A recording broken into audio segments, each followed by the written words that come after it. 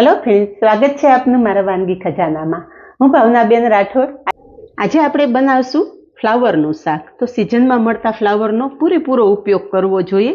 हेल्थनी दृष्टिए पण सीजनल शाक खूब ज उपयोगी होय छे। अने फ्रेंड्स, आजे शाकने एक नवो टच आपेलो छे। लसण के डુંગળીના उपयोग वगर आ शाक पंजाबी शाकने टक्कर मारे ने एवुं सरस तैयार थशे। तो विडियो बिल्कुल स्कीप कर्या वगर जोजो। विडियो पसंद आवे तो विडियोने लाइक, शेर અને સબસ્ક્રાઇબ કરી પાસે રહેલું બેલ પ્રેસ કરો, જેથી આવનારા નવા વિડીયો સૌથી પહેલા આપને મળે। તો ચાલો બનાવીએ નવા મસાલા સાથે એકદમ સ્વાદિષ્ટ એવું ફ્લાવરનું શાક। ફ્લાવરનું શાક બનાવવા માટે અહીંયા મેં આ રીતે ફ્લાવર લીધું છે। ફ્લાવરનો દડો આ રીતે એકદમ સરસ પેક લેવાનો, જેથી અંદર ઓછો ખરાબ હોય। હવે ફ્લાવરનો આપણે પાછળનો ભાગ અલગ કરી લેશું। ઓછો જેથી ખરાબ ન હોય અને ફ્લાવરના આ રીતે આપણે ફૂલ જ અલગ કરી લેશું। આ રીતે કરશો ને એટલે ફ્લાવર અંદર ખરાબ હશે ને તો પણ ખબર પડી જશે। અને આજે એવી પ્રોસેસ સાથે આપણે આ શાક બનાવશું કે તમારું ફ્લાવર એકદમ જંતુ રહિત થઈ જશે। તો અત્યારે મારે આટલા જ ફ્લાવરની જરૂર છે। વધેલું ફ્લાવર સાઈડ પર રાખી દેશું અને આ રીતે ફ્લાવરના બધા જ ફૂલ અલગ કરી લેશું। ચપ્પુથી સુધારવા કરતાં આ રીતે તમે ફૂલ અલગ કરશો ને तो शाकनो देखाव अने स्वाद बने सरस आवशे। तो अहींया मैं बधा ज फूल अलग करी लीधा छे। हवे फ्लावर एक बाउल में लई लेशुं। हवे फ्लावर साथे 1 चमची मीठुं उमेरशुं अने अर्धी चमची हळदर उमेरशुं अने साथे ज आपणे गरम पाणी उमेरशुं। फ्लावर ने आ रीते हळदर मीठा साथे गरम पाणी उमेरी अने राखशो ने एटले फ्लावर में कोई झीणी जीवात हशे ने तो ए पण निकળી जशे। आ रीते आपणे फ्लावर साथे हळदर मीठुं मिक्स करी अने गरम पाणी उमेरी दीधुं छे। हवे अर्धी कलाक 15 થી 20 मिनिट फ्लावर साइड पर राखी देशुं। त्यां सुधीमां आपणे आगळनी प्रिपरेशन करी लईए। शाकमां उमेरवा माटे एक स्पेशियल मसाला पेस्ट तैयार करवानी छे। तो मिक्सर जारमां आपणे 7 થી 8 काजू पलाळीने लीधेला छे ए उमेरशुं। काजूनी जग्याए तमे सींगदाणा उमेरी शको छो। साथे 2 चमची सफेद तल अने 2 चमची जेटली दाळियानी दाळ उमेरशुं अने एनी साथे ज आपणे 2 થી 3 चमची जेटલું पाणी उमेरी अने बधुं एकदम सारी रीते पीसी लेशुं। અહીં આપણી ક્રીમી અને ઘટ એવી વ્હાઈટ ગ્રેવી તૈયાર થઈ ગઈ છે। વ્હાઈટ ગ્રેવી આપણે એક બાઉલમાં કાઢી લેશું। હવે એ જ મિક્સર જારમાં ટમેટા પીસી લેશું। અહીંયા મેં 2 મોટી સાઈઝના ટમેટા ટુકડા કરીને લીધેલા છે। મિક્સર જારમાં ઉમેરી દેશું અને પીસી લેશું। અહીંયા ટમેટાની ગ્રેવી પણ તૈયાર છે। સાઈડ પર રાખી દેશું અને હવે ફ્લાવર જોઈ લઈએ। અહીંયા ફ્લાવર ગરમ પાણીમાં રાખ્યાને 15 મિનિટ જેવું થઈ ગયું છે અને તમે જુઓ કે ગરમ પાણીમાં રાખવાથી ફ્લાવર થોડું સોફ્ટ પણ થઈ ગયું છે અને જંતુરહિત પણ થઈ ગયું છે અને ફ્લાવર સાથે હળદરનો કલર પણ એકદમ સરસ મિક્સ થઈ ગયો છે। તો ઝારાની મદદથી આપણે ફ્લાવર છે એક બાઉલમાં લઈ લેશું।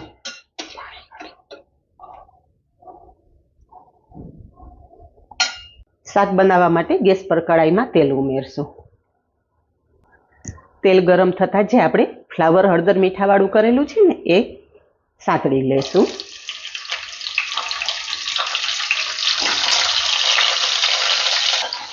फ्लावर पाणीवाळुं होवाथी तेलना छांटा उठशे एटले फ्लावर झाड़वीने कड़ाईमां उमेरवानुं। आ रीते फ्लावरने पेला सातળી लेवाथी फ्लावर उपर तेलनुं सरस कोटिंग थई जशे अने शाकनो स्वाद वधारे आवशे। एकादी मिनिट ढांकण ढांकी देशुं, जेथी फ्लावर थोड़ुं चढ़ी पण जाय अने तेलमां संतळाई पण जाय। एकादी मिनिट ढांकण ढांकी दीधा पछी अहींया तमे जुओ के फ्लावर उपर थोड़ा ब्राउन स्पॉट आवी गया छे अने फ्लावर सरस सॉफ्ट पण थई गयुं छे।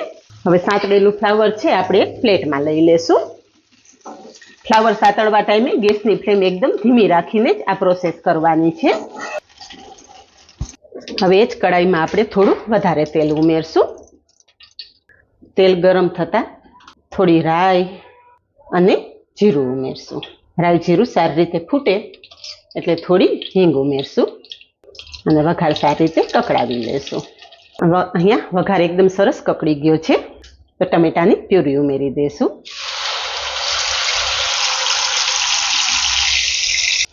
ટમેટાની પ્યુરી તેલ સાથે એકદમ સરસ મિક્સ કરી લેશું.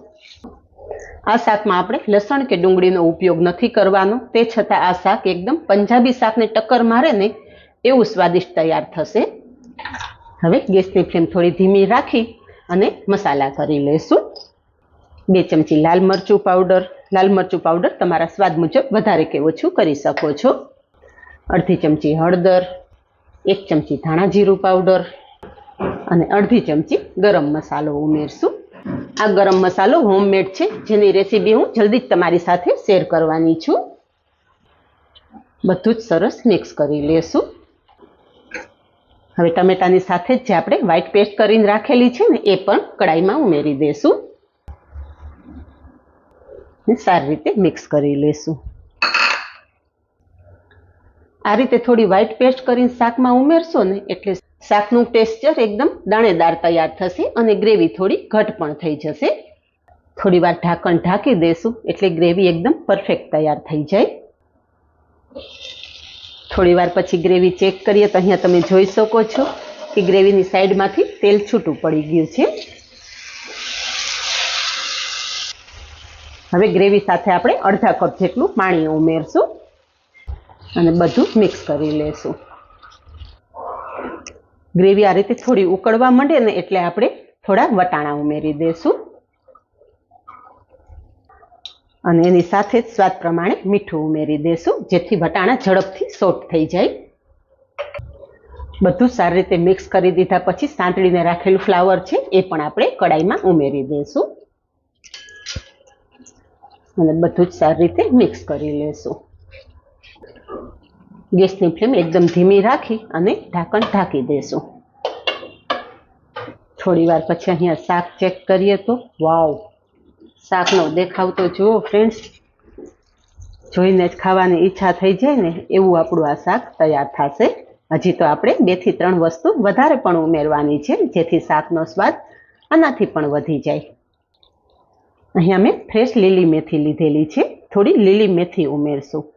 રેગ્યુલર બનતા ફ્લાવરના શાકમાં થોડી લીલી મેથી ઉમેરી જોજો, શાકનો સ્વાદ એકદમ વધી જશે. પણ જો તમારી પાસે લીલી મેથી હાજર ના હોય તો તમે કસૂરી મેથી પણ ઉપયોગમાં લઈ શકો છો. મેથી પણ આપણે સારી રીતે મિક્સ કરી દઈશું અને ફરી થોડી વાર ઢાંકણ ઢાંકી દઈશું. મેથીને બફાતા વધારે વાર નથી લાગતી એટલે આપણે આ રીતે છેલ્લે ઉમેરશું. થોડી વાર પછી અહીંયા જોઈએ તો મેથી પણ એકદમ સારી રીતે સોફ્ટ થઈ ગઈ છે. તો તમને આગળ જણાવેલું એમ કે આજે લસણ ડુંગળીના ઉપયોગ વગર આપણે પંજાબી શાકને ટક્કર મારે એવું શાક બનાવવાનું છે. તો શાકની સાથે આ 1 મોટી ચમચી મલાઈ ઉમેરશું.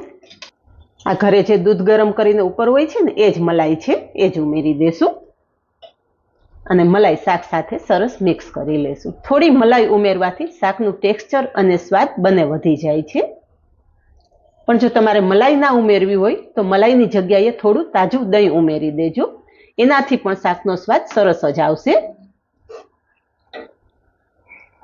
તો અહીંયા મલાઈ આપણે શાક સાથે સરસ મિક્સ કરી દીધી છે. ફરી થોડી વાર ઢાંકણ ઢાંકી દેશું, જેથી મલાઈ શાક સાથે સરસ ચડી જાય અને મિક્સ પણ થઈ જાય. અહીંયા થોડી જ વારમાં મલાઈ પણ શાક સાથે એકદમ સરસ મિક્સ થઈ ગઈ છે અને તમે જોઈ શકો છો કે શાકનો પણ મસ્ત કલર આવેલો છે. હવે છેલ્લે શાકમાં 2 ચમચી જેટલું લીંબુનો રસ ઉમેરશું અને 1 ચમચી ખાંડ ઉમેરશું. ખાંડ ઉમેરવી ટોટલ ઓપ્શનલ છે, પણ થોડી ખાંડ ઉમેરશો ને તો શાકના બધા જ સ્વાદને બેલેન્સ કરશે. ખાંડ અને લીંબુનો રસ શાક સાથે મિક્સ કરી લેશું. અહીંયા બધું જ એકદમ મસ્ત મિક્સ થઈ ગયું છે અને શાકનું ટેક્સચર તમે જોઈ શકો છો ફ્રેન્ડ્સ. જોઈને જ ખાવાની ઈચ્છા થઈ જાય ને એવું આ શાક તૈયાર થઈ ગયું છે. છેલ્લે ફ્રેશ સમારેલી કોથમરી ઉમેરી દેશું અને ગેસની ફ્લેમ બંધ કરી દેશું. તો તૈયાર છે ઘરમાં રહેલા સિમ્પલ મસાલા સાથે બનતું એકદમ નવું ફ્લાવરનું શાક. આ જ રીતે બનાવો અને કમેન્ટમાં જણાવો કે બધી નાની નાની ટિપ્સ સાથે બનેલા ફ્લાવરના શાકની રેસીપી કેવી લાગી. આજે બસ આટલું જ. મળીએ નેક્સ્ટ વિડીયોમાં. ત્યાં સુધી બાય. Thank you.